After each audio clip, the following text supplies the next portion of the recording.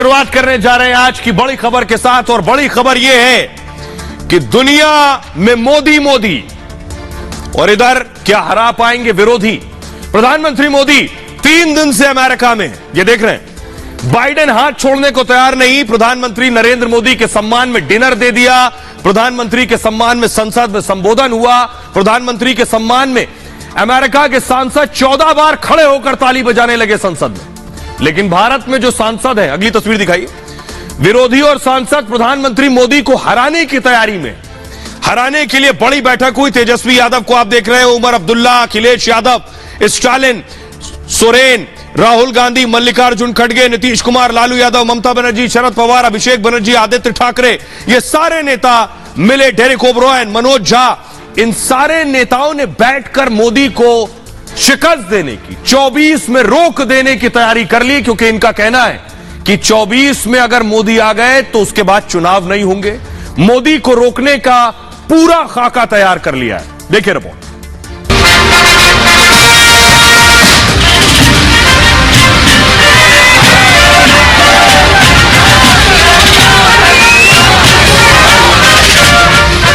America में मोदी हिंदुस्तान का डंका बजा रहे हैं। भारत और अमेरिका की साझेदारी के लिए even sky is not the limit.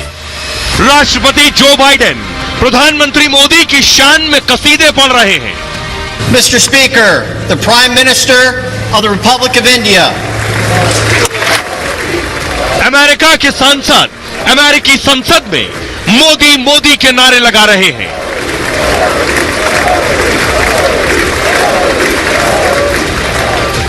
Ladies and gentleman,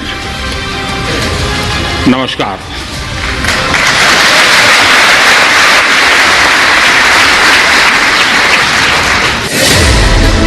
यहां हिंदुस्तान में मोदी विरोधी दल प्रधानमंत्री मोदी को कैसे सत्ता से हटाया जाए, इसके लिए सारे तकड़म आजमा रहे हैं। पटना में आज 14 विरोधी दल मोदी को हराने की तैयारी के लिए मिले। मोदी विरोधियों का बस एक एजेंडा था, मोदी हराओ, 2024 में मोदी ना आने पाए। अभी जो भी शासन में है वो देश के हित में काम नहीं कर रहे और सारे इतिहास को बदल रहे हैं। अगर कोई कुछ बोलते हैं तो उसको खिलाफ में ईडी लगा देता है, सीबीआई लगा देता है। हिंदुस्तान की नींव पर आक्रमण हो रहा है, फाउंडेशन पर, इंस्टीट्यूशंस पर, आवाज पर बीजेपी और आरएसएस आक्रमण कर रही है। मोदी की मेहनत से अमेरिका में भी हिंदुस्तान का डंका बज रहा है, तो पटना में सजा याफ्ता लालू यादव मोदी का मजाक उड़ा रहे हैं। अब ये नरेंद्र मोदी देश के नेता नहीं है, प्रदेश में खूब घूम करके चंदन का लकड़ी बांट रहे हैं अमेरिका में जाके। दरअसल मोदी ने इन नेताओं के सामने इतनी बड़ी लकीर खींच दी है कि उसे मिटाना मुश्किल है, लेकिन अस्तित्व बचाने के लिए साथ आना भी जरूरी है। बावजूद इसके बीजेपी ने 2024 के चुनाव में 300 से ज्यादा सीटें जीतने का ऐलान कर दिया है। 24 में 300 से ज्यादा सीटों के विजय के संकल्प की मुट्ठी बीजिए और प्रचंड आवाज से बोलिए, भारत माता की, भारत माता की। आपने सुना आखिरी में अमित शाह क्या कह रहे हैं, 300 का टारगेट रखा है, लेकिन विरोधी सब मिलकर क्या 300 तक नहीं पहुंचने देंगे। आइए आपको विरोधियों की ताकत बताते हैं। इस मीटिंग में कौन कौन से नेता थे, उन सारे नेताओं को जोड़ दें तो क्या मोदी को रोक पाएंगे। देखिए जरा पटना में कौन कौन मिले। पटना में पहुंचे राहुल गांधी, 52 सीटें कांग्रेस के पास, जोड़ दीजिए। पटना में पहुंची ममता बनर्जी, 22 सीटें ममता की लोकसभा में। समाजवादी पार्टी अखिलेश यादव पहुंचे, 3 सीटें सपा की। उद्धव ठाकरे पहुंचे, 18 सीटें उद्धव की, लेकिन अभी ये 18 बची नहीं है पूरी, क्योंकि शिंदे वाली शिवसेना में बहुत से सांसद आ चुके हैं। नीतीश कुमार की 16 सीटें जेडीयू की इस बैठक में थे। शरद पवार इस बैठक में थे, 4 सीटें उनकी। तेजस्वी यादव इस बैठक में थे, उनके पास कोई सीट नहीं है, 0। आम आदमी पार्टी का एक सांसद है, अरविंद केजरीवाल भी थे, स्टालिन भी थे, डीएमके 23 सीटें लोकसभा की डीएमके की जोड़ दीजिए, उमर अब्दुल्ला थे नेशनल कॉन्फ्रेंस के नेता इस बैठक में, 3 उनकी जोड़ दीजिए, महबूबा मुफ्ती के पास कोई सीट नहीं लोकसभा में, 0, हेमंता सोरेन थे, जेएमएम की 1 सीट जोड़ दीजिए, सीपीएम की 3 सीट जोड़ दीजिए, सीताराम येचुरी थे, राजा थे जिनकी सीपीआई की 2 सीट जोड़ दीजिए, ये सब जोड़कर यानी पूरा कुनबा भानुमति का जोड़ने के बाद भी कुल सीट होती है 148, 148। सरकार बनाने के लिए चाहिए 273। कितना पीछे अब आप समझ सकते हैं। लेकिन वोटिंग परसेंटेज देखिए जरा इन सबका। वोटिंग परसेंटेज मैं इसलिए कह रहा हूं कि ऐसे बीजेपी प्लस के पास 352 है, इनके पास 148 है सीटें। वोटिंग परसेंटेज देखिए, बीजेपी प्लस के पास है 45% वोट शेयर, कांग्रेस का लगभग 9% वोट जोड़ दीजिए, टीएमसी का 4.28%, समाजवादी पार्टी का लगभग 2.5% वोट लोकसभा में, उद्धव का लगभग 2% वोट जोड़ दीजिए, जेडीयू का 1.45% वोट, एनसीपी का 1.38%, आरजेडी का लगभग 1% वोट, आम आदमी पार्टी का 0.44% वोट। ये लोकसभा का वोटिंग परसेंटेज है। डीएमके का 2.34%, नेशनल कॉन्फ्रेंस का 0.05%, पीडीपी का 0.02%, जेएमएम का 0.31% और सीपीएम का 1.75%, सीपीआई का 0.58%। ये सब मिलाकर हो जाता है 27.43%, यानी 27.5% भी मानिए तो मोदी प्लस के पास है 45% वोट और सारे विरोधी मिलाकर हैं 27.5% वोट। सब मिलकर भी क्या कर पाएंगे अब आप अंदाजा लगा सकते हैं। लेकिन सवाल बड़ा है। सवाल बड़ा यह है कि मोदी अमेरिका में, जो लोग अमेरिका में हैं वो तस्वीरें देख रहे हैं, पटना में मोदी को हराने की तैयारी हो रही है। अमेरिका के लोग क्या कह रहे हैं इस तस्वीर को देखने के बाद सुनिए जरा। हर हर मोदी, घर घर मोदी, हर हर मोदी, घर घर Modi. I love you Modi जी।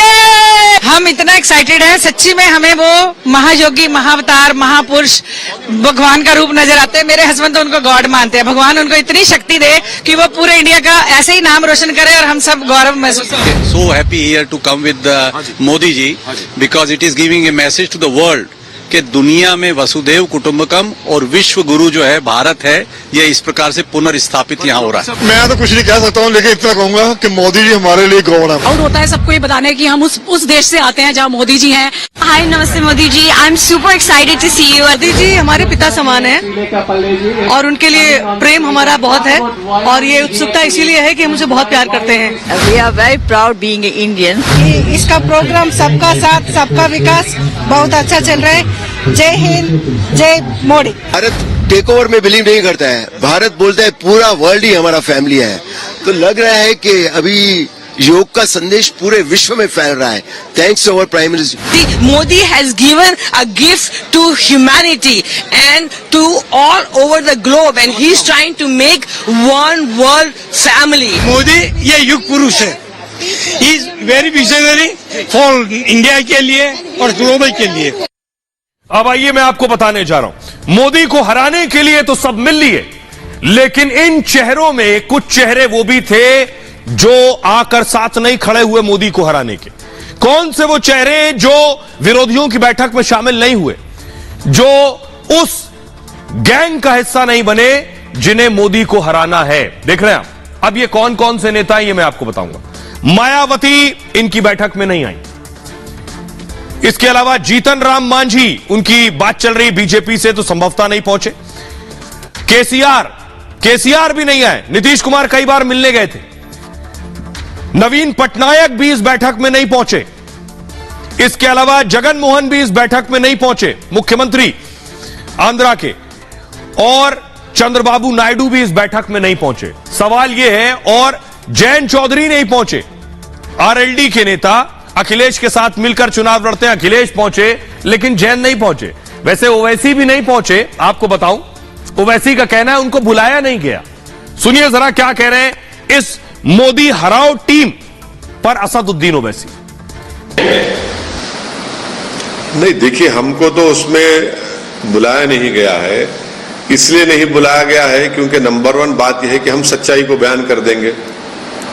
दूसरी बात यह है कि उस मीटिंग में शिवसेना है, शिवसेना सेकुलर हो गई है क्या? उस मीटिंग में दिल्ली के मुख्यमंत्री हैं, उनकी पार्टी ने तो आर्टिकल 370 के निकालने को, जो मेरी नजर में कॉन्स्टिट्यूशनल ब्रीच था, उसका सपोर्ट किया बीजेपी को। उस मीटिंग में नीतीश कुमार है, जो एनडीए बीजेपी से मिलकर पहले मुख्यमंत्री बने, चीफ मिनिस्टर बने, फिर गठबंधन बनाया, उसके बाद फिर कूद गए बीजेपी में। These political leaders have arrogated themselves this right to who to call secular and who to call communal. आपका ट्रैक रिकॉर्ड क्या है? एनसीपी में अजीत पवार और देवेंद्र फडणवीस सुबह सुबह मुख्यमंत्री और डिप्टी सीएम बन गए। क्या आपका क्या है उसमें, बताइए। कौन सा एजेंडा है आपका, क्या करेंगे आप, बताइए। तो आपने सुन लिया, असदुद्दीन ओवैसी को ओवैसी कह रहे हैं मुझे अछूत समझते हैं, मुझे नहीं बुला रहे, कह रहे हैं आप सेक्युलर नहीं है भाई। आपकी पार्टी का नाम AIMIM है, तो वो कह रहे हैं उद्धव ठाकरे भी उसी कैटेगरी में फिर आते, उनको क्यों बुलाया। अब मैं आपको बताने जा रहा हूं, मोदी को हराने के लिए विरोधियों ने फील्डिंग लगा दी है। देखिए जरा, अब मैं आपको ले आया हूं क्रिकेट ग्राउंड में।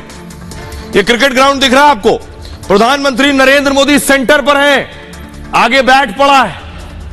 2014 से प्रधानमंत्री मोदी बैटिंग कर रहे हैं, 14 से बैटिंग कर रहे हैं, 9 साल से ज्यादा हो गए। विरोधी परेशान है कि बल्ला उनके हाथ में कब आएगा, वो बैटिंग कब करेंगे। अब तक पीएम ने बैट छोड़ा नहीं है, तो विरोधियों ने इस बार मिलकर फील्डिंग लगाई है आउट करने की। अब देखिए क्या कह रहे हैं विरोधी। राहुल गांधी कह रहे हैं हम सब एकजुट हैं, यह विचारधारा की लड़ाई है, हिंदुस्तान की नींव पर आक्रमण हो रहा है। मल्लिकार्जुन खड़गे ने कहा इस बैठक में, मोदी को हराने के लिए जो बैठक हुई, 2024 में चुनाव हम सब मिलकर लड़ेंगे।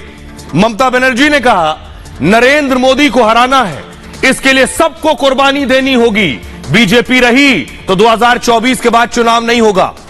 नीतीश कुमार ने कहा इतिहास बदलने की कोशिश हो रही है, दिल्ली से बीजेपी की विदाई करनी होगी। शरद पवार भी बैठक में, तो उन्होंने कहा मिलकर चुनाव लड़ेंगे, मतभेद छोड़कर आगे बढ़ेंगे। उद्धव ठाकरे ने कहा हर हाल में मोदी को रोकना है, अभी नहीं रोके तो देर हो जाएगी।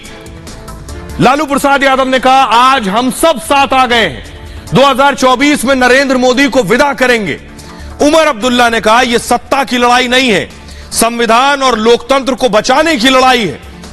महबूबा मुफ्ती ने कहा सेक्युलरिज्म पर हमला हो रहा है, गांधी के मुल्क को गोडसे का मुल्क नहीं बनने देंगे। तो मोदी को आउट करने के लिए देखिए सब ने अपने अपने हिसाब से फील्डिंग लगाई है। अब जरा सुनिए इन सारे नेताओं को। सब लोग एकजुट रहेंगे तो आज बहुत अच्छे ढंग से बातचीत हो गई है, और हर चीज के बारे में, कोई भी किसी राज्य के बारे में भी, वहां की सरकार के बारे में कोई एक चुनौती आती है तो सब लोग एक साथ कहे कि नहीं साहब सब लोग रहेंगे, तो ये सब बात हो गई है। अलग अलग विचारधारा के लोग वहां इकट्ठे हैं। एक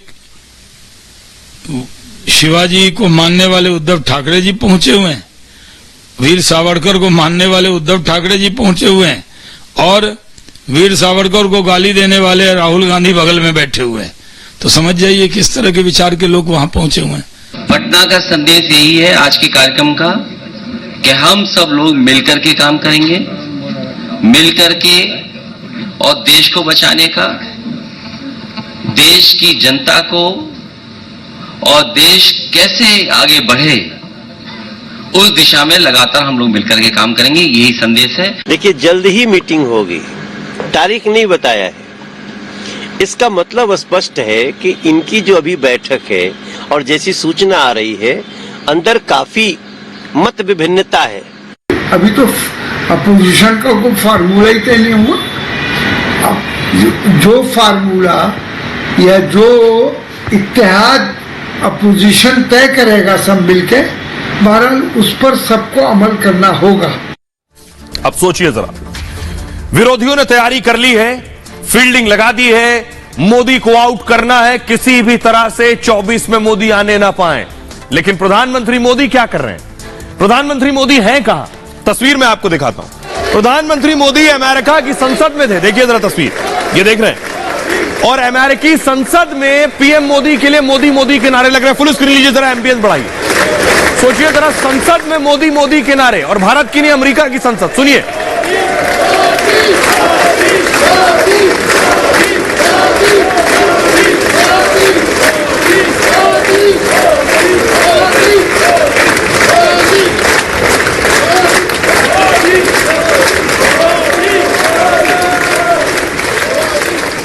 तो पटना में 14 दल मोदी को हराने की तैयारी में है। अगली तस्वीर देखिए। मोदी जब बोल रहे थे तो सांसद अमेरिका में खड़े होकर ताली बजा रहे थे। फुल स्क्रीन लीजिए जरा।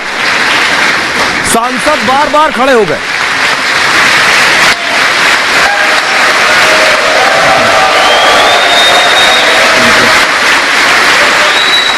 और अगली तस्वीर देखिए। जब मोदी बोल चुके तो सांसदों ने घेर लिया, मोदी से ऑटोग्राफ लेने लगे। देखिए सेल्फी ले रहे हैं मोदी के साथ, देख रहे हैं आप। फुल स्क्रीन लीजिए जरा तस्वीर। तो 24 में तैयारी यह है कि मोदी जीतने ना पाए।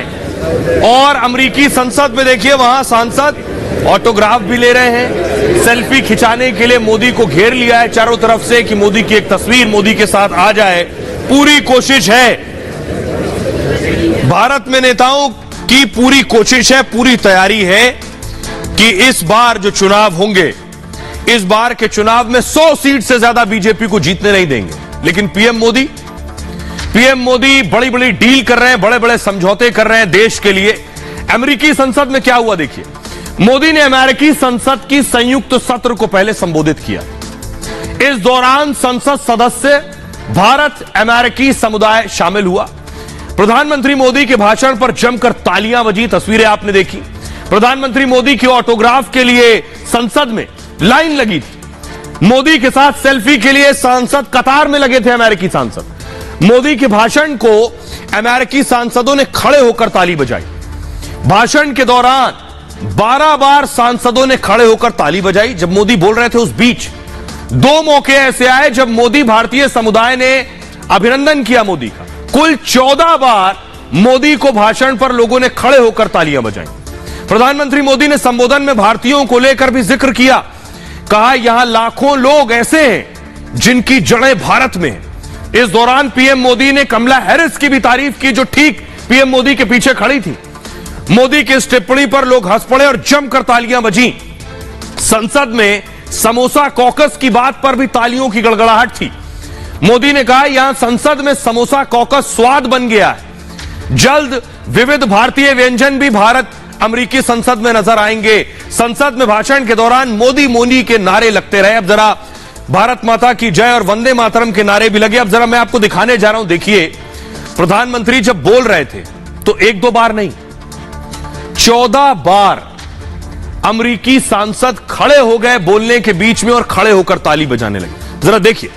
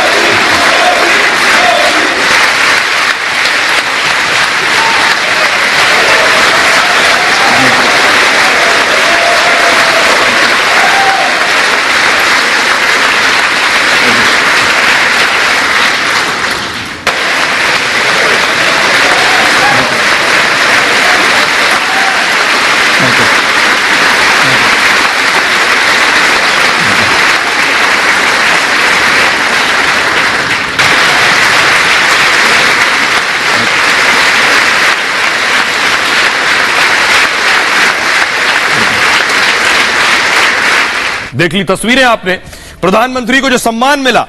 अब देखिए मैं आपको दिखाने जा रहा हूं दूसरी तस्वीर। ये जो आप देख रहे हैं अरविंद केजरीवाल, बैठक हो गई मोदी को हराने के लिए, अब प्रेस कॉन्फ्रेंस होनी थी। केजरीवाल साहब प्रेस कॉन्फ्रेंस में नहीं बैठे, प्रेस कॉन्फ्रेंस छोड़कर उनकी फ्लाइट में डिले हो रहा था, इसलिए अरविंद केजरीवाल चले गए। सवाल एक बहुत बड़ा है, अकेले अरविंद केजरीवाल ने, अगली तस्वीर दिखाई, ममता बनर्जी भी आधी प्रेस कॉन्फ्रेंस में चली गई, उनकी भी फ्लाइट थी। तो क्या ये सब ऐसे ही चले गए या कहीं कोई मनमुटाव था? मैं आपको बताने जा रहा हूं इनके जाने के पीछे वजह क्या है। मोदी को हराने की तैयारी तो है, जो बात कल मायावती ने कही थी, ये हाथ खूब मिलाते हैं, इनके दिल नहीं मिलते हैं। अब देखिए इस दौरान क्या क्या बातें की गई, ये तस्वीर देखिए। अरविंद केजरीवाल ने कहा कांग्रेस अध्यादेश पर रुख साफ करे, कांग्रेस साथ नहीं आई तो बहिष्कार होगा, जहां कांग्रेस जाएगी वहां आम आदमी पार्टी नहीं जाएगी। मल्लिकार्जुन खड़गे ने कहा अध्यादेश का फैसला सड़क पर नहीं होता है, संसद सत्र के दौरान सर्वसम्मति से विचार होगा। यह कांग्रेस वर्सेस आम आदमी पार्टी था इस बैठक पर। अब देखिए जरा दीदी वर्सेस कांग्रेस देखिए। ममता बनर्जी ने कहा 200 सीटों पर कांग्रेस चुनाव लड़े, पहले भी कई बार कह चुकी, जहां क्षेत्रीय पार्टी मजबूत है वहां कांग्रेस समर्थन करे उन दलों का। इस पर देखिए जो बंगाल से आते हैं कांग्रेस के सांसद अधीर रंजन चौधरी, वो कह रहे हैं टीएमसी चोरों की पार्टी है, कांग्रेस जी हुजूरी नहीं करेगी, कांग्रेस जहां चाहेगी वहां से लड़ेगी। तो सवाल है ऐसे कैसे हराएंगे मोदी को? उमर अब्दुल्ला कह रहे हैं आर्टिकल 370 पर अरविंद केजरीवाल अपना रुख साफ करें। आम आदमी पार्टी ने 370 का समर्थन क्यों किया? अब सोचिए जरा, इन सबको मिलकर मोदी को हराना है, लेकिन सब आपस में ही लड़ रहे हैं। सुनिए जरा इन नेताओं को। भारत के संघीय ढांचे को खत्म करने पे ये सरकार तुली हुई है, लोकतंत्र को खत्म करने पे तुली हुई है, संविधान को खत्म करने पे तुली हुई है, सुप्रीम कोर्ट की प्रतिष्ठा को तार करने पे तुली हुई है। कांग्रेस पार्टी के जो साथ के लोग हैं, जो उनके गठबंधन में शामिल पार्टियां हैं, उन लोगों ने भी अपना समर्थन दिया है, तो निश्चित रूप से कांग्रेस पार्टी का भी मत सामने आएगा। ऑर्डिनेंस बाहर नहीं अपोज करना या प्रपोज करना बाहर नहीं होता, ये कहाँ होता है?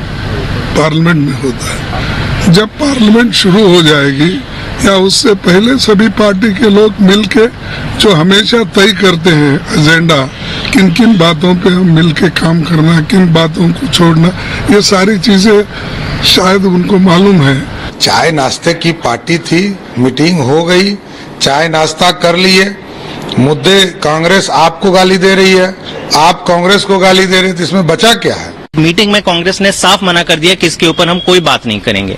इसका मतलब साफ है कि अब तक कांग्रेस ने इस मुद्दे पे आम आदमी पार्टी का सपोर्ट नहीं किया है। आम आदमी पार्टी ने प्रेस कॉन्फ्रेंस का बायकॉट कर दिया, क्योंकि ऑर्डिनेंस के मुद्दे पर कांग्रेस ने कोई अपनी वचनबद्धता प्रकट नहीं की। इसलिए जो एक दो राज्यों के जो मुख्यमंत्री थे, दिल्ली और पंजाब के, वो लोग शामिल नहीं हुए, तो क्या जल्दबाजी थी जाने की? अब ये लड़ाई आपने देख ली। अब मैं आपको बताऊं, बीजेपी ने पोस्टर लगा दिए, बड़े दिलचस्प पोस्टर बीजेपी ने लगवाए, कहा जा रहा है। पहला पोस्टर देखिए, पोस्टर लगा है, नीचे देख रहे हैं विरोधी भी है, लालू प्रसाद यादव दिख रहे हैं, घोड़ा दिख रहा है, घोड़े पर ऊपर देखिए पीएम की कुर्सी लगी है 24 की। फुल स्क्रीन लीजिए जरा इसको, और पीछे देखिए कौन कौन है। अब पोस्टर देखिए, जो पोस्टर लगा है, इस पोस्टर में लिखा है दुल्हन का पते नहीं और दूल्हा दर्जन भर तैयार। पीछे देखिए सब माला लेकर खड़े हैं, लगा है बेगानी शादी में अब्दुल्ला दीवाना। उमर अब्दुल्ला भी आए थे, ये उनके लिए नहीं है, ये एक मुहावरा है जो सबके लिए है। और लिखा है जनता को ना रोजी दिया ना मकान, लेकिन बाहर से बुला रहे मेहमान। ये एक पोस्टर था। आइए अब आपको दूसरा पोस्टर दिखाते हैं। ये दूसरा पोस्टर है, लिखा है मिट्टी में मिल जाएंगे लेकिन इनके साथ नहीं जाएंगे। इधर नीतीश का फोटो है और उनके बगल में लालू प्रसाद यादव का फोटो है। और दूसरी तरफ लिखा है, फुल स्क्रीन लीजिए जरा, इसमें लिखा है देखिए जरा, तब और अब। ये नीतीश कुमार कहते थे पहले कि लालू यादव के साथ नहीं जाएंगे, और ये देखिए तस्वीर उधर। अब आइए आपको तीसरा पोस्टर दिखाते हैं। ये आप देख रहे हैं, ये पोस्टर है, ना आशा है ना विश्वास है, संभल कर रहना देश के लोगों, ए नीतीश कुमार है, मोदी जी का खासम खास हैं और इस पे केजरीवाल का फोटो लगा हुआ देख रहे हैं आप। बताया जा रहा आम आदमी पार्टी का कोई नेता है जिसने नाराज होकर यह पोस्टर लगवाया है क्योंकि वो जेडीयू के साथ नहीं जाना चाहते, इसलिए लिखा है नीतीश कुमार से बचकर रहना, ये मोदी जी के खासम खास है। अगली तस्वीर दिखाई जरा, एक और पोस्टर लगा, तब लिखा है लोकतंत्र का काला अध्याय वापस लो। लालू यादव ये कहते थे आपातकाल वापस लो, अब लोकतंत्र बचाने के लिए हमारा अध्याय शुरू कीजिए सर। विपक्षी एकता हम साथ साथ हैं, तेजस्वी यादव और ये राहुल गांधी दिखाई दे रहे हैं। अगला पोस्टर दिखाई जरा, ये देख रहे हैं ये पोस्टर, फुल स्क्रीन लीजिए जरा। बिहार में सियासत बड़ी दिलचस्प है, ये देखिए पोस्टर से आपको अंदाजा लगेगा। नीतीश कुमार बीच में खड़े हैं, उसके बाद देखिए किसी ने मोदी जी को राम बनाकर तीर दे दिया है, दूसरी तरफ नीतीश के साथ कई चेहरे लगे हैं जो मोदी जी को हराने के लिए एकजुट हो रहे हैं। आइए अब मैं आपको सुनवाता हूं, सुनिए जरा विजय चौधरी जो मंत्री हैं वो क्या कह रहे हैं और सुशील मोदी क्या कह रहे हैं। अरविंद केजरीवाल जिस दिन बोले कि हम प्रधानमंत्री के उम्मीदवार हैं, या नीतीश जी जिस दिन बोले प्रधानमंत्री के उम्मीदवार हैं, अखिलेश जी बोले, उद्धव जी बोले, या आने वाले कोई नेता ममता जी बोले, स्टालिन बोले, तब तो उसका मतलब है। कोई कार्यकर्ता अगर अति उत्साह में कोई पोस्टर लगाता है तो उसमें ज्यादा कुछ देखना समझना नहीं चाहिए। आकार बन रहा है तो आपको क्या लगता है जो बीजेपी को ये अच्छा लगेगा? आप उम्मीद करते हैं कि बीजेपी इसका स्वागत करेगी? पोस्टर बैनर तो हम लोग को भी लगे हुए हैं कि महागठबंधन की ये बैठक हो रही है, जो परिवारवादी और भ्रष्टाचार में डूबी हुई पार्टियां हैं।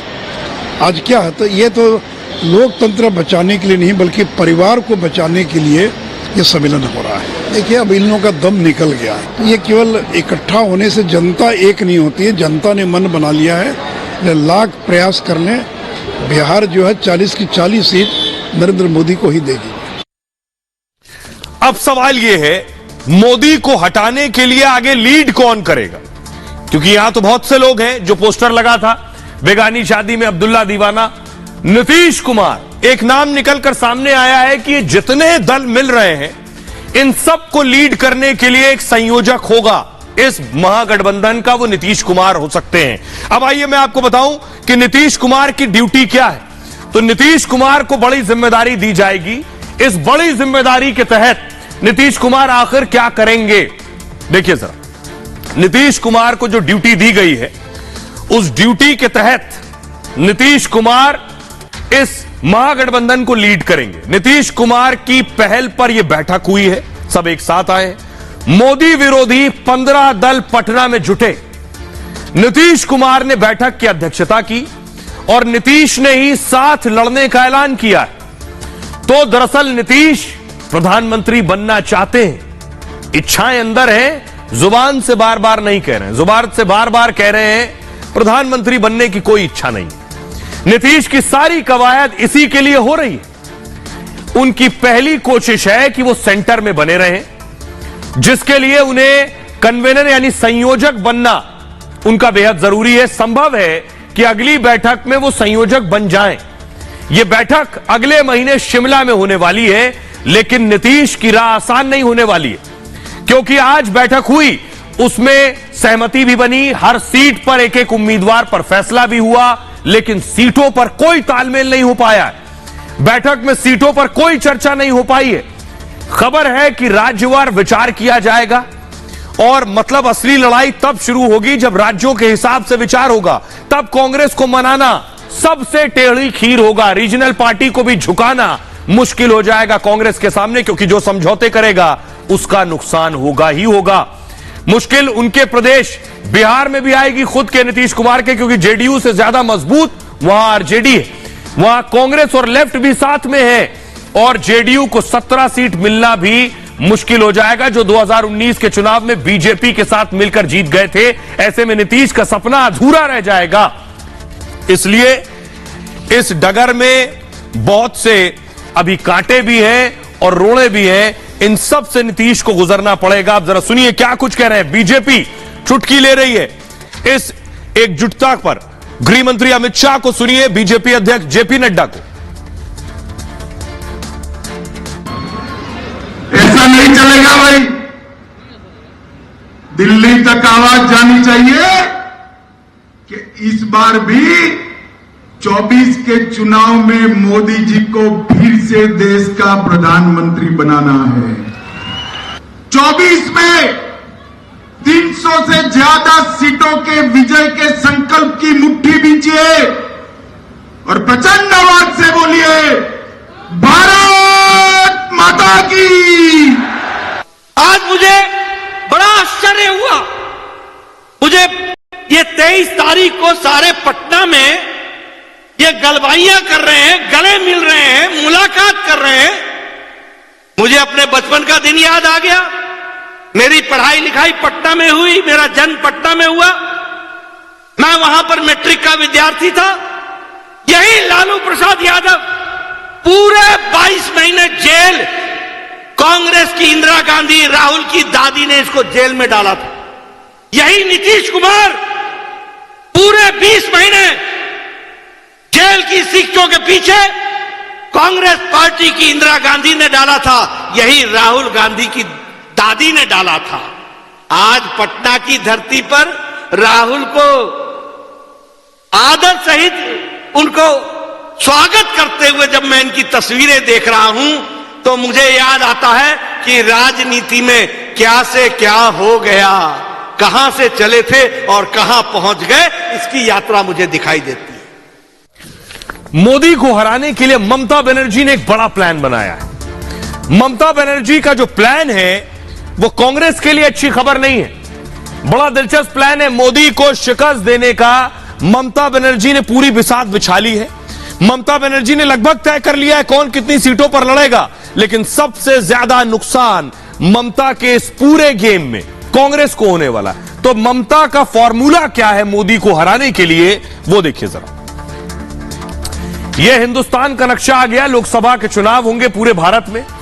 ममता का पहला प्लान जो कांग्रेस के लिए वो ये राजस्थान, गुजरात, मध्य प्रदेश, छत्तीसगढ़, ये 4 राज्य हैं।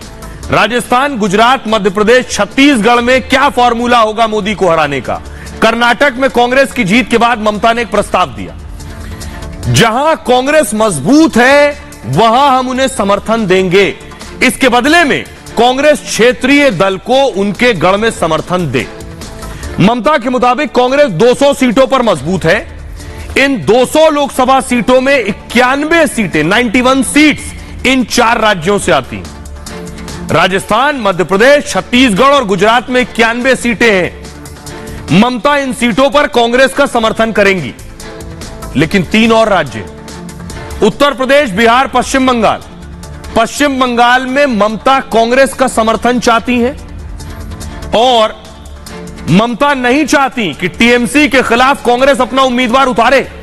उत्तर प्रदेश में भी कांग्रेस अखिलेश को समर्थन दे। दूसरा राज्य उत्तर प्रदेश, वहां भी कांग्रेस गायब होगी, पश्चिम बंगाल में भी गायब होगी ममता के फॉर्मूले के हिसाब से। समाजवादी पार्टी के खिलाफ कांग्रेस उम्मीदवार ना उतारे यूपी में। ऐसे में उत्तर प्रदेश, पश्चिम बंगाल और बिहार से कांग्रेस किनारे हो जाए। इन तीनों राज्यों में लोकसभा की 162 सीटें हैं। उत्तर प्रदेश में लोकसभा की 80 सीटें हैं और 2019 लोकसभा चुनाव में कांग्रेस 67 सीटों पर चुनाव लड़ी थी। कांग्रेस सिर्फ सोनिया गांधी की सीट रायबरेली में बचा पाई थी। वहीं 3 सीटों पर कांग्रेस दूसरे नंबर पर थी। तो ममता के फॉर्मूले के हिसाब से कांग्रेस को उत्तर प्रदेश में मिलेंगी कितनी सीटें? सिर्फ 4 सीटें। पश्चिम बंगाल में लोकसभा की 42 सीटें। 2019 में कांग्रेस यहां सिर्फ 2 सीटें जीत पाई थी। ममता फॉर्मूले से कांग्रेस को बंगाल में मिलेंगी सिर्फ 2 सीटें। इसी तरह बिहार में भी कांग्रेस को 3 सीटें मिल पाएंगी। आप समझिए, ममता इस हिसाब से कांग्रेस को सिर्फ 227 लोकसभा सीटें देंगी चुनाव लड़ने के लिए। 227। 2019 चुनाव में जहां कांग्रेस जीती और जहां दूसरे नंबर पर रही। सवाल यह है कि ममता का यह फॉर्मूला कांग्रेस को पसंद आएगा क्या?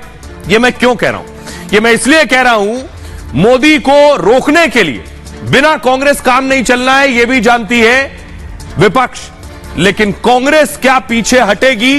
कांग्रेस जो 400 सीट और उससे ज्यादा पर लड़ती है वो 200 या 227 पर लड़ेगी।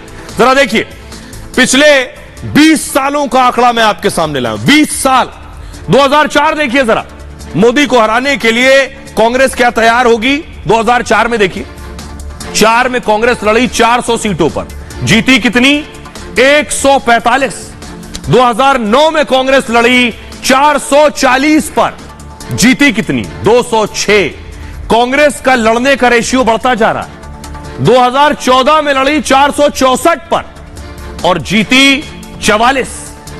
2019 में लड़ी कांग्रेस 421 पर, 421। ममता कह रही 227 पर लड़ लो, 421 लड़ी है और जीती है 52 पर। यह है कांग्रेस का आंकड़ा 20 सालों का। लेकिन मैं आपको बताऊं कि कांग्रेस का फॉर्मूला क्या है, कांग्रेस किस चीज के लिए तैयार है और किस चीज के लिए तैयार नहीं है। कांग्रेस का फॉर्मूला भी देख लीजिए।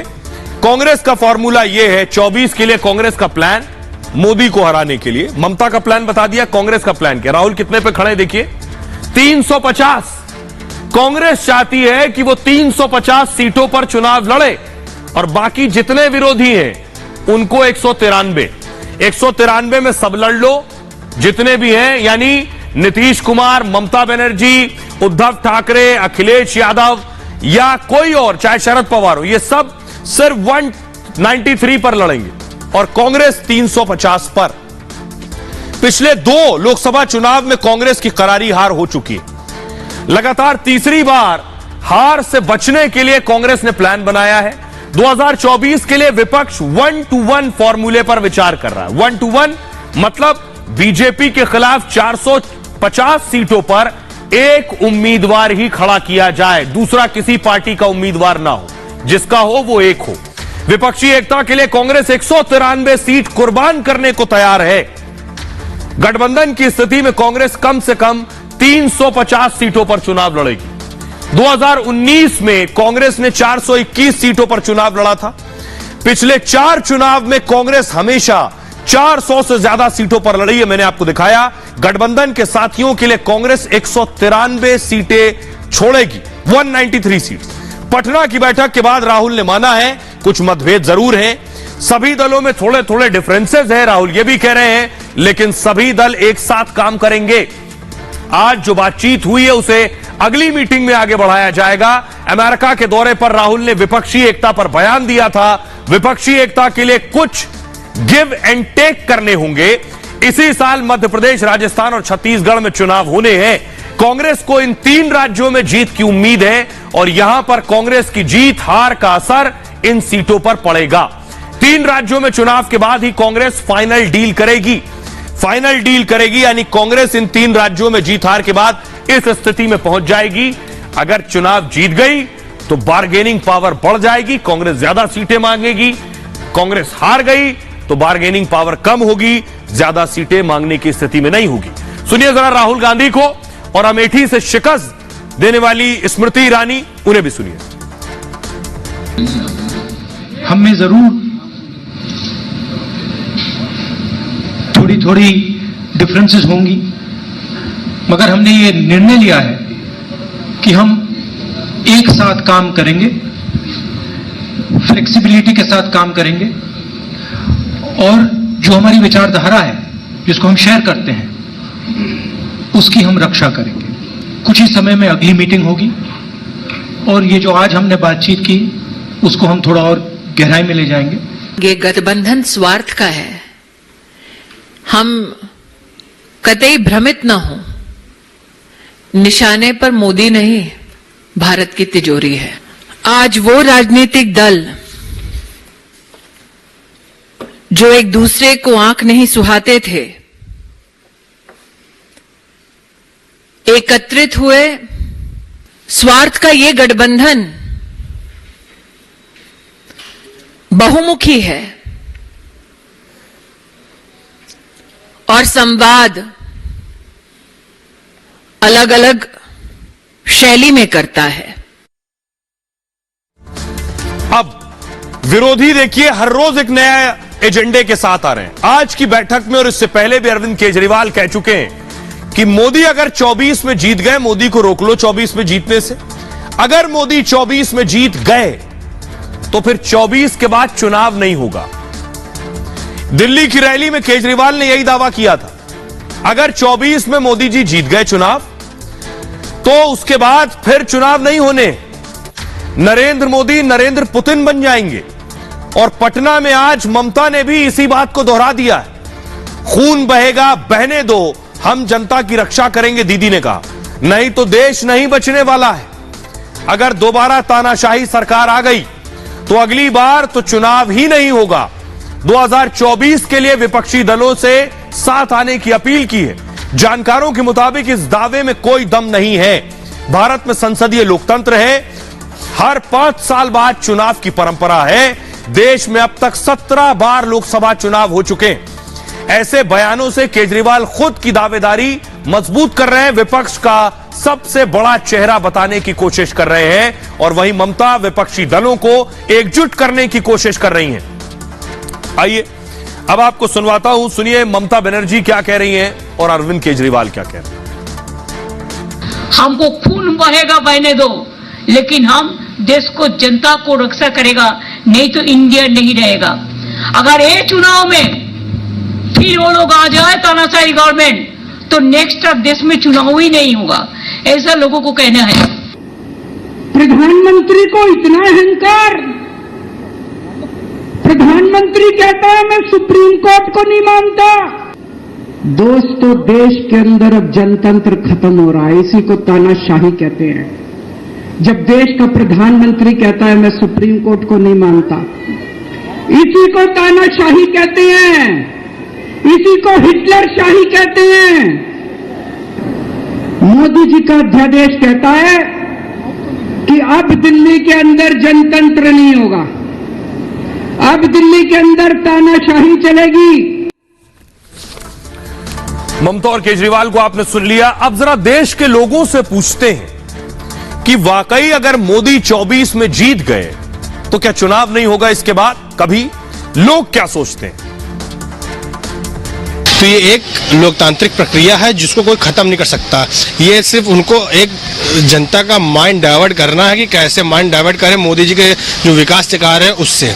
मोदी जी का काम बोल रहा है और भारत का नाम बोल रहा है। विपक्ष के पास सारे मुद्दे खत्म हो चुके हैं, इसलिए विपक्ष इन अनर्गल बातों को लेकर के समाज में चुनाव में उतरने का काम कर रहा है। ये लोकतंत्र है, अब विरोधियों के पास तो कोई ऑप्शन बचा नहीं है चुनाव का मोदी को लेके। अब वो तो ये बोलेंगे ही, उनके पास कोई मुद्दा ही नहीं बचा। और रह गई बात 2024 के बाद चुनाव नहीं होगा, ये तो 2024 के बाद पता चलेगा होगा कि नहीं होगा। ये तो सब बातें हैं, बाकी 2024 तय करेगा आगे कि क्या होना है और क्या नहीं होना है। Democracy is the spirit that supports equality and dignity. Democracy is the idea that welcomes debate and discourse. In the evolution of the democratic spirit, India is the mother of democracy. आइए खबरों में आगे बढ़ते हैं। आज की एक और बड़ी खबर है, दुखद खबर है। 2 दिन से मैं आपको दिखा रहा हूं, समंदर में 5 अरबपतियों की मौत हो गई। कल ऐसी आशंका जताई जा रही थी कि ऐसा हो सकता है 1, 2, 3, 4, 5। ये 5 लोग जो इस सबमरीन में गए थे, ये देख रहे हैं कुछ इस तरह से इस सबमरीन में जाने का तरीका था।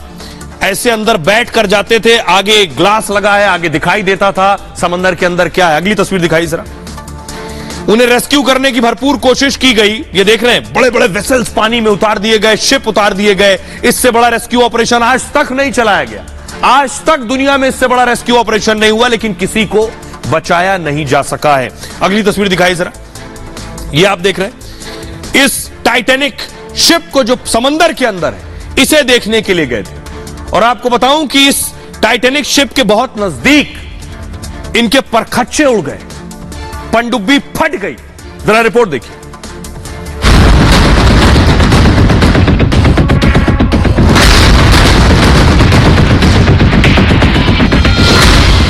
111 साल बाद टाइटैनिक जहाज को देखना फिर मनहूस साबित हुआ।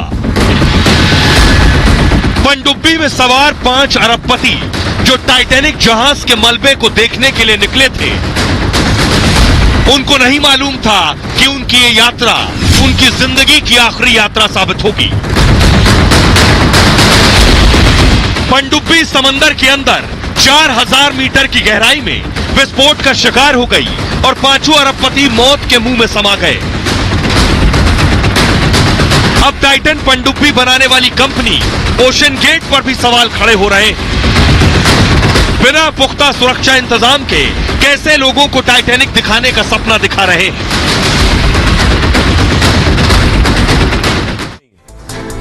आइए अब मैं आपको बताता हूं क्या वजह रही, कैसे इनकी मौत हो गई, आखिर क्या हुआ समंदर में अंदर जाने के बाद। टाइटैनिक के मलबे को देखने के लिए निकली टाइटन पनडुब्बी में ब्लास्ट होने से 5 यात्रियों की मौत हो गई। ये जो पनडुब्बी देख रहे हैं ऐसी ही पनडुब्बी थी, इसमें धमाका हो गया। अमेरिकी कोस्ट गार्ड ने इस बात की पुष्टि की है। अमेरिकी कोस्ट गार्ड ने इसको लेकर बयान जारी किया।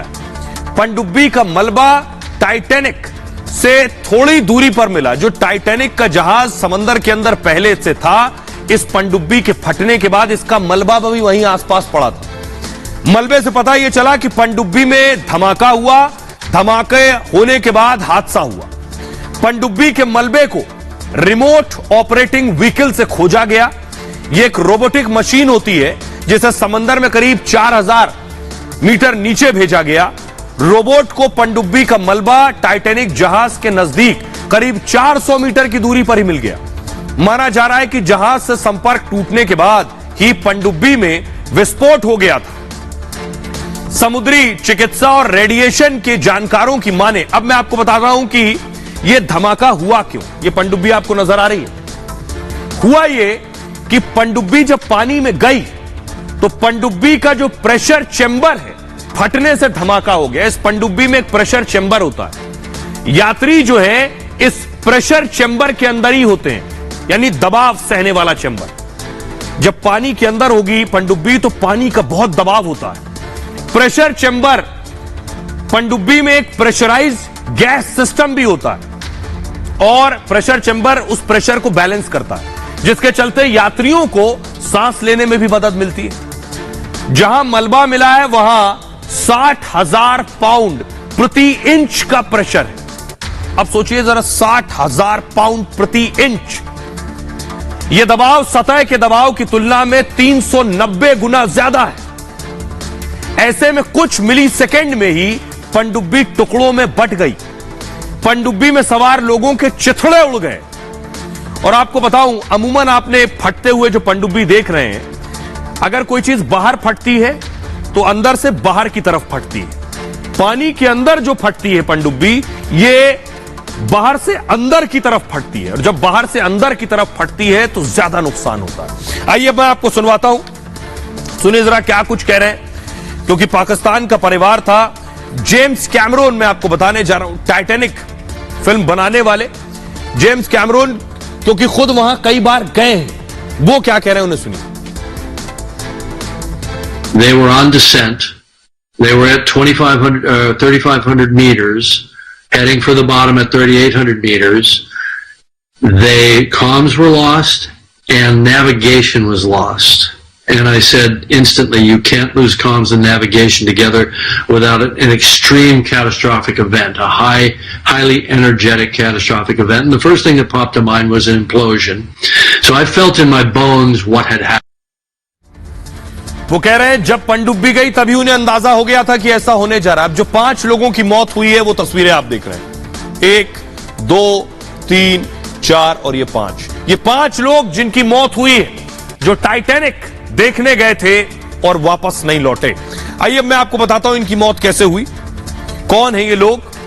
पनडुब्बी हादसे पर अमेरिकी कोस्ट गार्ड का बयान आया है कि मारे गए लोगों के शव शायद कभी नहीं ढूंढे जा सकेंगे। शवों को खोजना असंभव है, असंभव काम करने जैसा है अगर उसे ढूंढा जाए। टाइटन पनडुब्बी में सवार अरबपति भी यह बात जानते थे।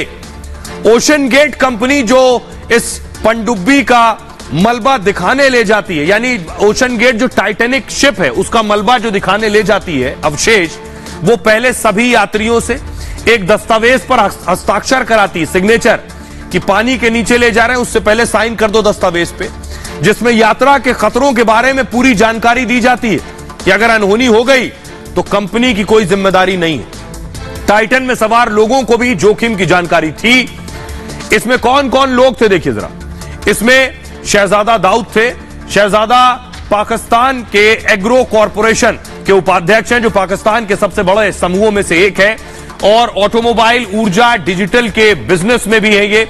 शहजादा दाऊद पाकिस्तान के सबसे अमीर लोगों में शुमार हैं। शहजादा दाऊद फिलहाल ब्रिटेन में रह रहे थे। इनके साथ इनका बेटा भी गया था। इसका नाम सुलेमान दाऊद है। शहजादा के बेटे थे ये। सुलेमान दाऊद की उम्र महज 19 साल थी।